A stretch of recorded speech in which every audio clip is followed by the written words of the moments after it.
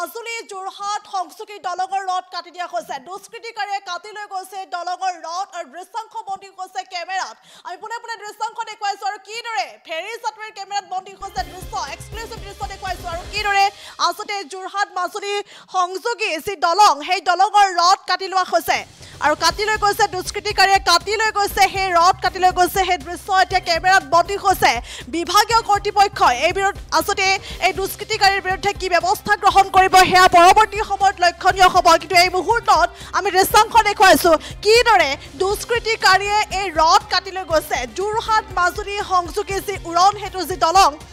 আসলে সেই দলঙৰ ৰড এইদৰে কাটি লৈ যোৱা হৈছে সেই দৃশ্যবন্দী হৈছে কেমেৰাত ফেৰী যাত্ৰীৰ কেমেৰাত এক্সক্লুসিভ দৃশ্যবন্দী হৈছে আমি দৃশ্যাংশ দেখুৱাইছো আৰু এইদৰে বন্দী হৈছে কেমেৰাত সেই দৃশ্য আমি দৃশ্য দেখুৱাইছো কিদৰে দুষ্কৃতিকাৰীয়ে আসলে কাটি লৈ গৈছে সেই ৰড কাটি লৈ গৈছে আৰু ইতিমধ্যে সেই দুষ্কৃতিকাৰীৰ বিৰুদ্ধে কেনেধৰণৰ ব্যৱস্থা গ্ৰহণ কৰিব বিভাগীয় কৰ্তৃপক্ষই হেয়া পৰৱৰ্তী সময়ত লক্ষণীয় হ'ব আৰু এইদৰে এই কাৰ্য সংঘটিত কৰিছে একাংশ দুষ্কৃতিকাৰীয়ে এতিয়া এই কাৰ্য সংঘটিত কৰা দেখিবলৈ পোৱা গৈছে আৰু এইদৰে নিৰ্মীয়মান যি দলঙৰ কাম চলি আছে সেই দলঙৰ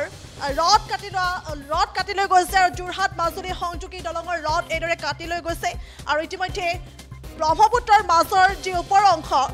সেই দলঙৰ যি ওপৰ অংশ সেই ওপৰ অংশৰ ৰড এইদৰে কাটি লৈ গৈছে আৰু সেই দৃশ্য এইদৰে বন্দী হৈছে কেমেৰাত ফেৰীৰে পাৰ হৈ গৈছে যাত্ৰী আৰু সেই যাত্ৰীৰ কেমেৰাত এইদৰে বন্দী হৈছে সমগ্ৰ দৃশ্য আৰু এইদৰে নাওত উঠি ৰড কাটি লৈ গৈছে দুজনকৈ ব্যক্তি কিদৰে নাওত আহিছে নাওৰে আহিছে আৰু নাওৰে আহি এইদৰে ৰড কাটি লৈ গৈছে সেই দৃশ্য এইদৰে এতিয়া বন্দী হৈছে কেমেৰাত পূৰ্বেও আচলতে এই ৰড কাটি লৈ যোৱা বাতৰি প্ৰচাৰ হৈছিল পুনৰ এনেধৰণৰ ঘটনা সংঘটিত হৈছে পুনৰ এইদৰে নিৰ্মীয়মান দলঙৰ ৰড কাটি লৈ যোৱা দেখিবলৈ পোৱা গৈছে এখন নাওত আহিছে দুজনকৈ ব্যক্তি এখন নাওত আহিছে আৰু নাওত আহি এইদৰে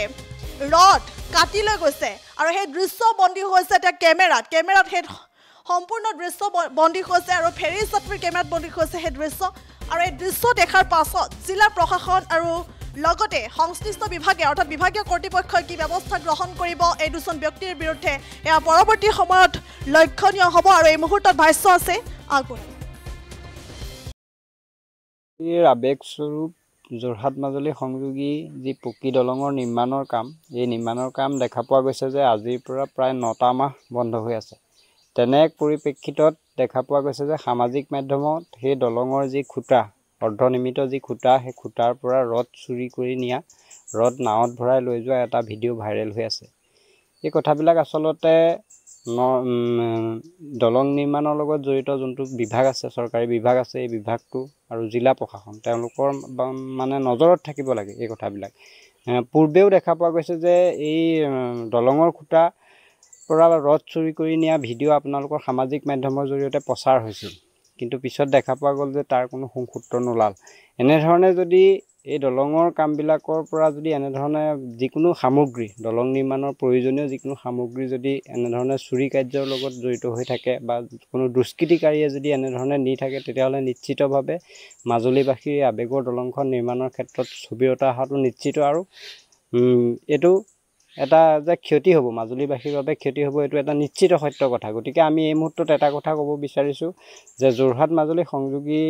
নিৰ্মাণৰ যি দলঙৰ যি সামগ্ৰী যিসমূহ সামগ্ৰী সেই সামগ্ৰীসমূহৰ ওপৰত দলং নিৰ্মাণৰ দায়িত্বত থকা যিটো কৰ্তৃপক্ষ যিটো বিভাগ সেই বিভাগটোৰ পূৰ্ব নজৰ থাকিব লাগে তেওঁলোকৰ সম্পূৰ্ণ নজৰ থাকিব লাগে আৰু জিলা প্ৰশাসনৰো এই ক্ষেত্ৰত নজৰ থাকিব লাগে অন্যথা কিন্তু সকলোবিলাক সামগ্ৰী এনেধৰণে হৰলুকি হোৱা মানে দেখা পোৱা যাব অনাগত দিনত গতিকে আমি জিলা প্ৰশাসনক আহ্বান জনাইছোঁ ইয়াৰ লগত জড়িত যোনটো কৰ্তৃপক্ষ আছে বিভাগীয় কৰ্তৃপক্ষ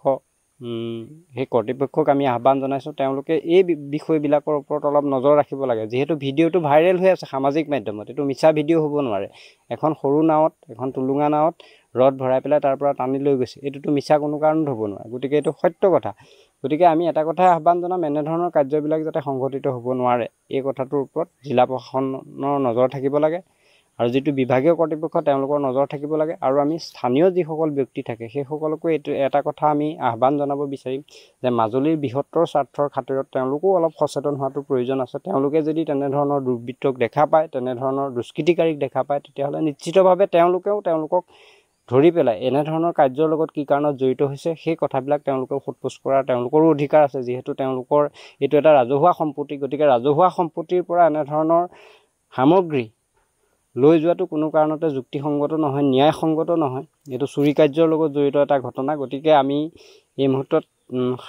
মাজুলীবাসীৰ যিসমূহ সচেতন ব্যক্তি আছে তেওঁলোককো আহ্বান জনাম যে তেওঁলোকেও অলপ নজৰ ৰাখক জিলা প্ৰশাসনে নজৰ ৰাখক আৰু যিটো বিভাগীয় কৰ্তৃপক্ষ তেওঁলোকৰ সম্পূৰ্ণ কৰ্তৃত্ব আছে দায়িত্ব আছে এই বস্তুসমূহ তেনেধৰণে পেলাই থৈ তেওঁলোকে যদি তাৰ ওপৰত নজৰ নাৰাখে তেতিয়াহ'লে মাজুলীবাসীৰ এটা বৃহৎ ক্ষতি হ'ব অনাগত দিনত গতিকে আমি আহ্বান জনাইছোঁ আৰু দাবী জনাইছোঁ এই